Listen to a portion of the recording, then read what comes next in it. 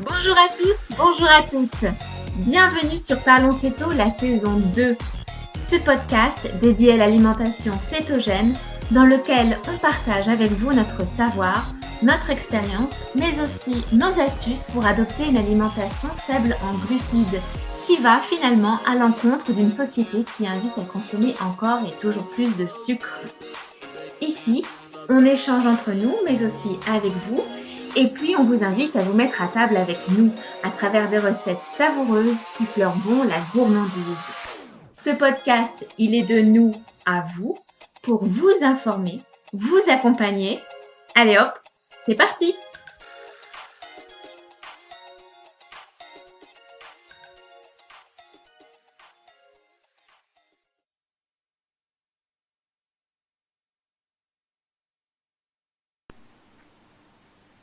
Bonjour à tous! Notre invitée du jour, si vous êtes sur Instagram, vous la connaissez peut-être. Enfin, vous ne connaissez certainement pas son visage, ni son prénom, mais vous avez déjà vu ses posts très créatifs où elle dévoile le contenu de ses assiettes, ses macros, ses activités physiques et parfois même ses pensées.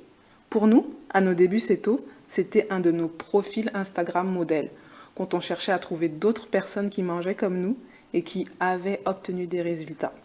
C'est donc un grand plaisir de la recevoir aujourd'hui, parce qu'elle nous parle de son parcours de plusieurs années en alimentation cétogène, de ses victoires, de ses apprentissages et de l'avenir. Pour cet épisode, montez juste un peu plus le son et tendez l'oreille, on a eu un tout petit souci technique. Je vous laisse avec Leïla et notre invitée Stéphanie. Bonjour Stéphanie. Bonjour Leïla. Bienvenue à toi sur le podcast Parlons Céto. Merci de m'avoir invitée. Merci d'avoir accepté de témoigner sur ton parcours et puis sur ton ta manière à toi d'adopter cette alimentation. Est-ce que tu peux te présenter brièvement? Oui. Alors je m'appelle Stéphanie. Sur Instagram, je suis un petit peu plus connue sous le pseudo Chifounette. J'ai 40 ans, je travaille à Lyon dans une agence de communication. Et je vais bientôt fêter mes 4 ans d'alimentation cétogène. On peut peut-être dire que tu fais partie des vétérans de ce mode d'alimentation, je pense un peu dans la sphère francophone. Moi, je connais pas beaucoup de personnes qui en sont déjà à 4 ans d'alimentation. Donc, je pense que tu dois avoir pas mal de recul sur ce mode d'alimentation. Oui, c'est vrai qu'au début, il y avait très peu de monde, en France en tout cas, qui faisait cette alimentation. Ouais. Alors, est-ce que tu peux nous dire, s'il te plaît, comment tu t'es lancée là-dedans? Alors, j'ai entamé une alimentation cétogène pour une perte de poids. J'ai même débuté par le régime cétogène, bien sûr. Je le prenais vraiment comme un régime. J'ai essayé beaucoup de régimes avant. Je faisais un rééquilibrage et je n'y arrivais pas. Et je me suis inscrite auprès d'une clinique de nutrition et de santé à Lyon qui allie la nutrition et le sport. Et j'ai pris rendez-vous auprès d'une diététicienne qui m'a parlé d'une alimentation sans sucre. D'accord, ok. Et c'était tout de suite sans sucre, sans féculents ou c'était juste les sucres rapides? Non, c'était sans sucre, sans féculents. Elle m'a pas parlé du mot cétogène. Mais après réflexion et puis aussi je me suis beaucoup intéressée sur le sujet et j'ai découvert via internet que ça s'appelait donc le régime cétogène ou keto diète pour les anglophones. D'accord, ok. Alors, tu disais que du coup tu t'étais inscrite dans une clinique qui faisait et de la diététique et du sport. Est-ce que tu t'es mise au sport du coup en commençant ce mode d'alimentation? Oui, dès le début, le sport c'était un petit peu une barrière psychologique et puis aussi si je faisais du sport, au début, faudra le noter, j'étais vraiment très très fort surpoids, donc c'était une petite marche de 10 à 20 minutes. Hein. Après ça, je ne pouvais pas psychologiquement tomber dans un paquet de gâteaux. Je suis pas du tout sportive, et c'était un peu une punition, voilà le mot que je cherchais, une punition. Qu'est-ce qui était une punition? D'aller faire du sport? Oui. Ou de... D'accord, ok. Un petit peu les deux, en fait. Oui, donc effectivement, tu avais aussi cette relation peut-être avec avec ton corps, où tu te disais c'est pas normal que j'en sois à ce poids-là, il faut, et du coup tu t'imposais. Si tu dis punition, c'est quelque part c'est une imposition peut-être un peu violente d'aller faire du sport tous les jours. Oui. Et puis c'était le moyen aussi de pas craquer. Je n'avais plus moi j'appelle ça un cordon ombilical en fait, lié au frigo ou à la bouffe. Je me disais que s'il fallait que je m'en sorte, il fallait aussi que je m'impose du sport pour ne pas craquer. D'accord, ok. Et puis avec oui. L'inscription dans ce centre, on va dire de nutrition, j'ai été obligée 3 fois dans la semaine d'aller en salle avec un coach sportif. D'accord. Ouais, effectivement, ça peut être un moyen de justement d'incitation fort pour. Alors moi, je t'avoue, je me suis inscrit des quinzaines de fois à des salles de sport. Je suis allée 5 fois et après c'était fini. Mais c'est vrai que quand t'es en engagement en fait envers quelqu'un, ça motive plus parce que des fois l'engagement envers soi peut ne pas être suffisant en fait. Tout à fait.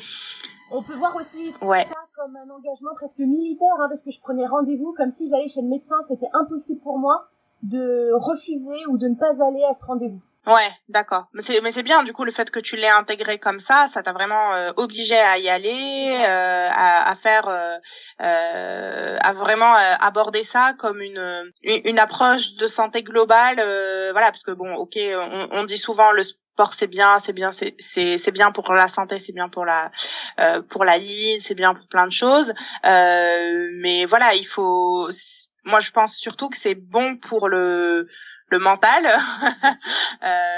Et comme tu disais, c'est quelque chose qui t'a libéré aussi de faire du sport. Tout à fait. Après, je suis passée à l'inscription à la Zumba avec une salle pleine de miroirs. Et là, ça a été s'approprier le corps, des différents mouvements aussi, puisqu'il y avait une session, je crois qu'on appelle ça CAF, cuisses, abdos, fessiers, où là, on voit vraiment les mouvements qu'on ne pouvait pas faire avant et que je peux faire maintenant. C'est bête, mais faire des abdos en touchant sa cheville, il y a 3 ans, j'y arrivais pas, je la touchais vraiment pas. Et du coup, tout ça fait qu'on prend aussi confiance en soi. Et c'est important dans ce parcours, en fait. Mais tu as complètement raison parce que comme tu dis, tu redécouvres un nouveau corps, tu sais qui tu es à l'intérieur, mais quand ton enveloppe change, bah, ça peut bousculer un petit peu aussi ta perception de toi-même en fait. Et je pense qu'il dans une perte de poids, il y a aussi un cheminement psychologique à avoir. Oui. C'est pas que du physique et de l'alimentation. Tout à fait. D'ailleurs, si j'ai commencé le régime cétogène en tant que régime, aujourd'hui, je parle plus d'une alimentation cétogène. J'ai complètement oublié le mot régime. Pour moi, maintenant, c'est inné. Je me sens libérée face à ça et cette alimentation, je la suivrai toute ma vie. Ouais. C'est vraiment pour toi ton mode de vie, voilà, c'est acté quoi. Il n'y a pas de retour en arrière par rapport à ça. Non, je réfléchis bien sûr sur mes menus, mais j'aurai toujours mes lipides et plus de glucides. Ouais, d'accord. Alors, quels sont les trucs en plus du coup que cette alimentation t'a apporté et auxquels tu ne t'attendais pas? Alors, j'ai fait une grande migraineuse et j'ai plus de migraine. D'accord, super. Ouais, j'ai eu une petite grippe comme je crois un petit peu tout le monde cétogène, mais après je suis en grande forme. Avant il fallait que je dorme 10 heures par nuit pour être au top. Aujourd'hui 7-8 heures me convient amplement. Je me trouve en forme tout le temps et moins malade. Ouais, c'est vrai que ça, quand on passe l'hiver sans tomber malade, enfin quand on se pose la question quand est-ce que j'ai été malade la dernière fois, on fait pas tout de suite le lien, mais c'est vrai que ça revient souvent, ça, ouais. Tout à fait. Et puis les migraines, nickel. J'en ai beaucoup moins et du coup ça permet quand même de revivre parce que être des journées dans le noir, c'est pas très drôle.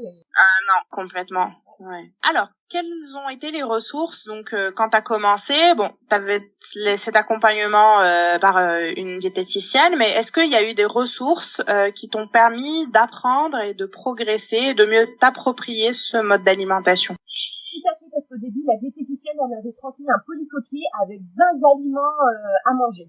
Pour moi, c'était une frustration totale. Déjà, sans glucides, sans sucre, c'était déjà un pas à sauter. Mais alors, 20 aliments, ça me troublait énormément. Et du coup, après plusieurs recherches, je suis tombée sur le groupe Facebook Deep Fat to be Fit de Nelly et Dubrit. Et ça m'a ouvert un champ des possibles. Ouais. C'est comme on ouvre une porte et on se rend compte en fait qu'on peut cuisiner avec de la farine d'amande. Je peux faire des gâteaux, je peux faire du salé. Enfin, bref, c'était au début vraiment la première année. Il faut être honnête, j'ai fait du basique. Une protéine, un légume. Une protéine, un légume. Je n'ai pas cuisiné, je n'ai pas mangé sucré, enfin même avec du faux et de l'édulcorant. Et du coup, passer ce cap, ça m'a permis aussi de me faire plaisir. Et avec le groupe Facebook Be Fat to Be Fit, j'ai réappris à manger des desserts, des petites gourmandises et puis de se faire plaisir. D'accord. Alors, et je suis curieuse là pour les 20 aliments. Oui. Il y avait quoi dedans? Mon Dieu, dans les 20 déjà, il y avait au moins 4 différentes huiles. Donc c'était rigolo. Et après, c'était souvent des aliments zéro glucides, champignons. Il y avait pas grand chose en fait. Ça tournait vraiment autour de la viande et d'un poisson, puisque ça, zéro glucides. Et puis après, en avocat. Et puis après, en termes de légumes, je tombais toujours un petit peu sur les mêmes. Poivrons verts, champignons, haricots. Et c'était très frustrant, en fait, de n'avoir que 20 aliments. Olives noires aussi, je me souviens, les olives. Je fais pas un repas avec que des olives non plus. C'est sûr. C'est pour la déco. Oui, un petit peu. Alors, du coup, ma question suivante, est-ce que tu as eu des incompréhensions ou des questions de ton entourage au sujet de ce mode d'alimentation et comment tu as pu gérer ça?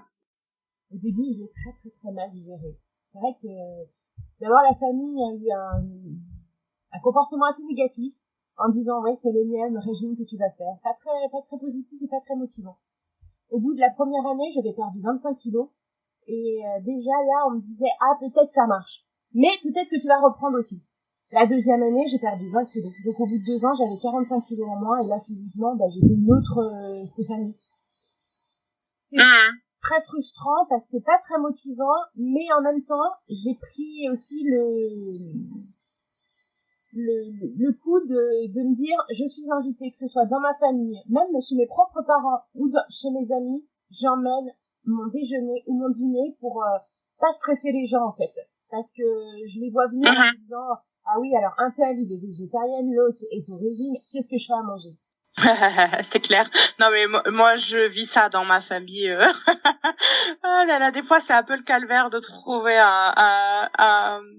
que tout le monde soit d'accord sur ce qu'on mange quoi. Donc ça finit souvent en raclette ou en barbecue et généralement chacun y trouve son bonheur. C'est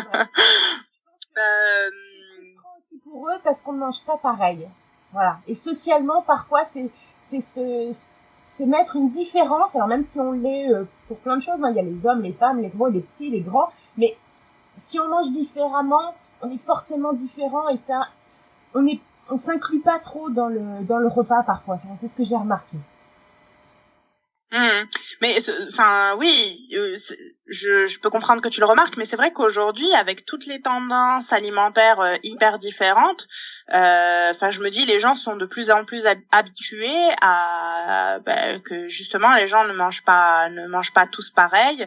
Mais oui je peux comprendre ta difficulté. Par exemple moi si je devais aller manger avec une amie végane, je serais bien coincée quoi. Oui. Je sais pas que je ne sais même pas quel restaurant je pourrais lui proposer quoi. C'est ouais. OK. Et du coup aujourd'hui par rapport à ton objectif donc l'objectif que tu t'es fixé, où est-ce que tu en es? Est-ce que tu l'as atteint? Comment tu te sens par rapport à ça? Alors, mon objectif, il est atteint dans le sens où je suis passée du régime à une alimentation cétogène sans frustration. Je me suis libérée et c'est mon alimentation jusqu'à la fin de ma vie. Donc en ça, je trouve que j'ai réussi en trouvant mon mode d'alimentation. Je suis super contente d'être d'être libre dans les repas. Et sinon, en termes de poids, je n'ai pas encore tout à fait réussi ma perte globale. Je pense encore avoir à peu près 10 kilos. Si on se fie à l'IMC, j'en ai encore plus de 15 à perdre. Mais je me sens beaucoup mieux déjà dans mon corps et dans ma tête, donc c'est déjà beaucoup. Je suis très contente. Ouais. Bah oui, c'est vrai que tu as quand même un... Du coup, là, au total, tu as perdu combien? Je me souviens plus. Je pense avoir... Enfin, j'ai perdu presque 70 kilos. Ah oui. Oui, c'est... Oui. C'est hyper impressionnant, ouais. Alors, d'accord, c'est ok. impressionnant, mais bon, c'est parce que j'en avais énormément à perdre aussi. Oui, mais c'est vrai que tout de suite le chiffre est vraiment hyper impressionnant. Et du coup, tu te sens comment par rapport à cette perte de poids? Est-ce que justement tu te reconnais dans le miroir? Tu parlais tout à l'heure de l'utilité de se voir, de se réapproprier ce corps qui change. Comment tu te sens par rapport à ça? Je suis toujours émue d'en parler parce que c'est toujours très difficile. Aujourd'hui, oui, c'est normal. Je n'habite plus en magasin grande taille. Je vais être dans un magasin dit normal et c'est toujours impressionnant pour moi de trouver une taille 42, 44. Ça m'a libérée parce que je prends plus soin de moi aussi. Faut pas se leurrer, même si j'ai jamais eu honte de mon corps et je me suis toujours, je pense, bien habillée et trouvé des vêtements qui m'allaient. Mais c'était quand même un stress au quotidien. Je voulais passer inaperçue, donc j'étais souvent en noir. Enfin, là, j'ai des couleurs, je suis en robe, je me sens un petit peu mieux dans ce... Je me suis libérée, et voilà. Après, comme tout le monde, il y a des jours avec et des jours sans. Je pense que... bien sûr. Mais j'ai jamais été... Je pense que même là, aujourd'hui, j'ai eu 40 ans il y a 2 mois, je pense que je vis ma meilleure vie actuellement. Parce que je me suis libérée de plein de choses. Après, je tiens à signaler quand même que même avec mes 70 kilos, j'ai toujours fait ce que je souhaitais faire. J'ai toujours voyagé, j'ai toujours pris l'avion, même s'il y avait des côtés, au moment de serrer la ceinture, déplaisants parce que je la serrais pas. Mais ou prendre le train et être collé aux voyageurs d'à côté, enfin bref, j'ai toujours fait ce que je voulais. Mais aujourd'hui quand même... Ouais, ça t'a pas empêché de vivre. Non, mais je me rends compte aujourd'hui que je me sens quand même... T'es plus à l'aise. Nettement. Et la confiance, elle a augmenté au fur et à mesure aussi. Et je pense que... Je déteste qu'on me dise que j'ai changé, mais je le sais que j'ai changé. Physiquement et peut-être aussi moralement. Je m'impose plus, je discute plus. Voilà. Ouais. Non, mais c'est presque certain parce que, en fait... c'est exactement le mot que tu as utilisé en fait. Comme on se libère d'un poids, c'est quelque part comme une révélation. On se révèle au monde différemment, quoi. Je trouve. Et on dégage en tout cas une autre vision de soi. Et voilà. Et après, il faut apprendre à faire avec, à l'accepter. Après, ok. J'ai toujours un petit peu de mal en disant t'es un modèle, t'as perdu beaucoup et tout. Me dire que j'étais un modèle, non, parce que j'ai tout au long de ma vie, j'ai pris du poids et j'aurais dû m'arrêter ou j'aurais dû avoir un déclic plus tôt. Donc c'est toujours un petit peu bizarre dans les réseaux quand je reçois des messages en me disant c'est super, mais comment t'as fait, etc. Je me sens toujours mal à l'aise parce que j'ai attendu peut-être trop, 36 ans pour me réveiller en fait. C'est dans ces moments-là où parfois je me dis c'est dur de se dire qu'on a vécu un très fort surpoids et qu'il y avait quelque chose qui existait et ne pas l'avoir fait avant. Voilà. Encore aurait-il fallu en avoir connaissance au bon moment. Et puis je pense que des fois il faut un déclic quoi aussi, et le déclic il arrive quand il arrive. Ouais. Ok, très bien. Et ben écoute, on va passer à l'instant gourmandise. On va parler un petit peu de cuisine. Quel est ton plat céto, on va dire salé préféré? Difficile. Une bonne raclette. Mais l'été, c'est compliqué. Ah. La raclette, c'est la vie. Ah là là. Récemment, on en a fait, enfin récemment, l'année dernière, on en a fait une avec des chayotes à la place des pommes de terre. C'était excellent. J'en ai jamais mangé. Sinon, comment? J'en ai jamais mangé de chayotte, il faut que j'y pense. Ouais. Sinon, moi, c'est vrai que d'habitude, je la fais plus avec des champignons. Je trouve ça bien. En plus, c'est beaucoup plus facile à préparer que de faire cuire les patates, quoi. Oui. Clairement. Alors, et ton plat sucré préféré? Les gaufres. Je suis une fan de gaufres et puis j'ai toujours un petit peu tendance à ajouter un peu de chocolat. Ok. On reste gourmand. Ouais, c'est sûr. Et du coup, est-ce que pour finir, tu aurais un conseil pour ceux qui nous écoutent, qui se lancent dans cette alimentation ou qui se sont lancés ou qui pratiquent cette alimentation? Qu'est-ce que tu leur donnerais comme conseil? Eh bien, déjà de s'informer, c'est important. Des sources fiables et professionnelles. Il y a aujourd'hui beaucoup de livres qui sont sortis depuis quelques années sur le sujet en français notamment. C'est important de bien comprendre les bases parce que c'est vrai quand on dit on mange gras, ça fait peur et ça va à l'encontre de ce qu'on nous a appris. Donc ça peut faire peur, mais faut savoir que voilà, après il n'y a pas de cholestérol, on n'a pas les artères bouchées, tout va bien. Donc je pense que le principal c'est de bien s'informer au début et peut-être aussi moi je pense que j'aurais pas réussi si j'avais cuisiné avec des édulcorants tout de suite, je l'avoue. Si j'avais commencé à faire des gaufres et tout, je sais que j'adore aussi les shortbread millionnaires. Si je m'en étais fait tout de suite, peut-être que j'aurais craqué plus souvent en fait. Le fait de moi de me dire c'est un féculent, un légume ou éventuellement un carré de chocolat noir par exemple.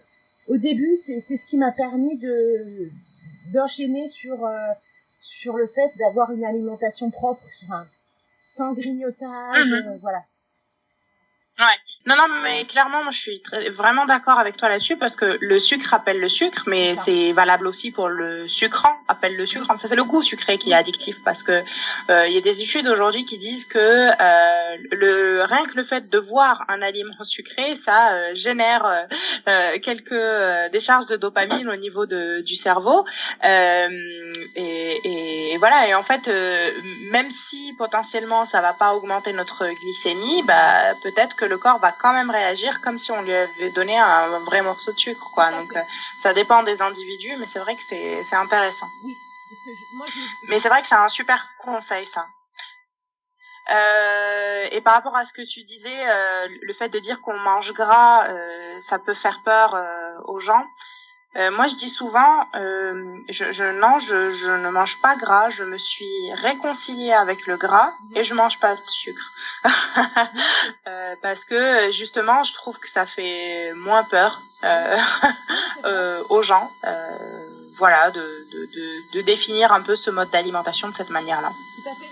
Et puis après, quand on voit aussi les assiettes qu'on partage sur les réseaux sociaux, notamment Instagram.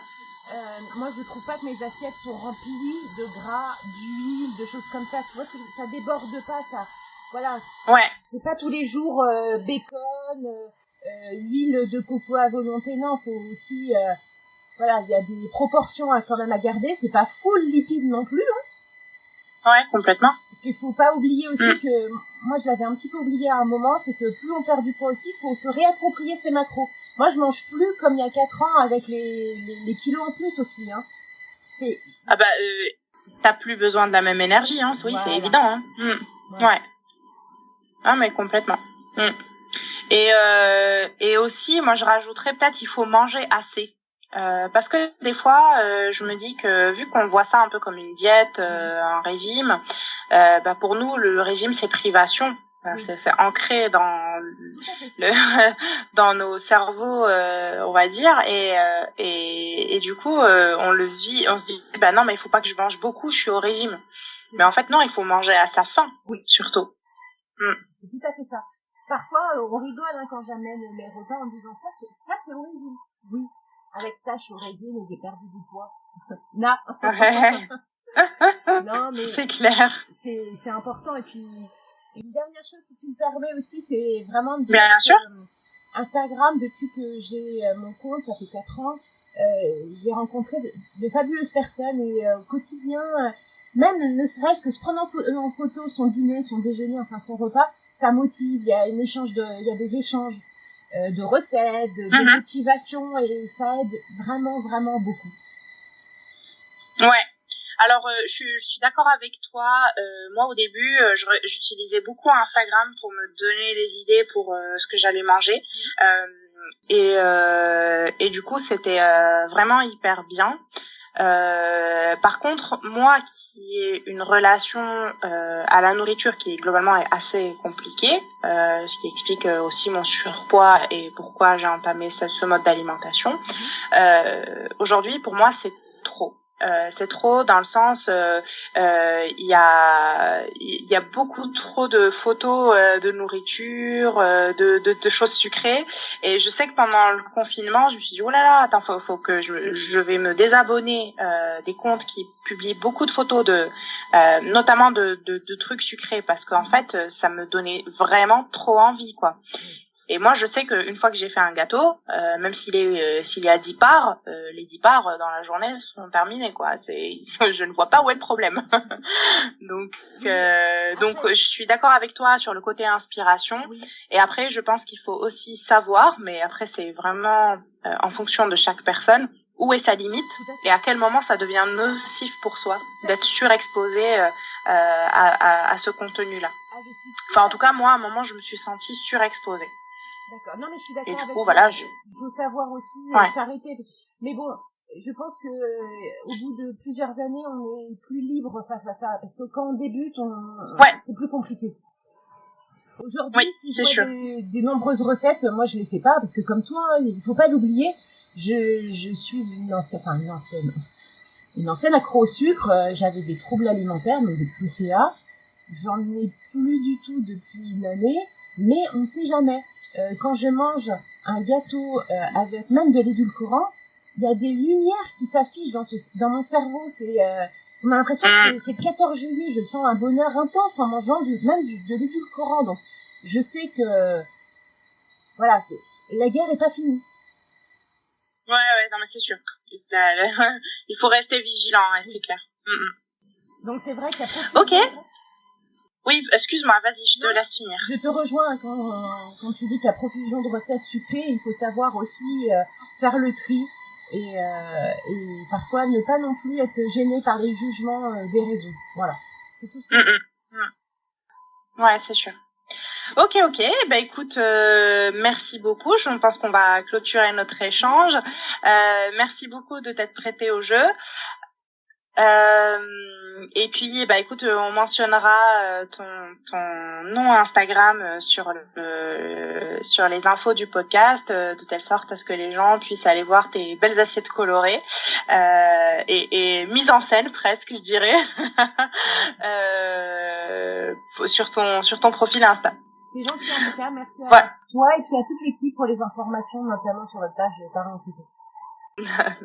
Salut, bonne journée. Merci beaucoup Leïla. Merci. Bonne journée. Salut. Parlons Céto, c'est terminé pour aujourd'hui. Bien entendu, les éléments que l'on partage ici ne peuvent pas se substituer aux conseils de votre médecin. En cas de pathologie, nous vous encourageons à vous tourner vers un professionnel de santé. On se retrouve très vite et on vous embrasse. À très vite, bye bye!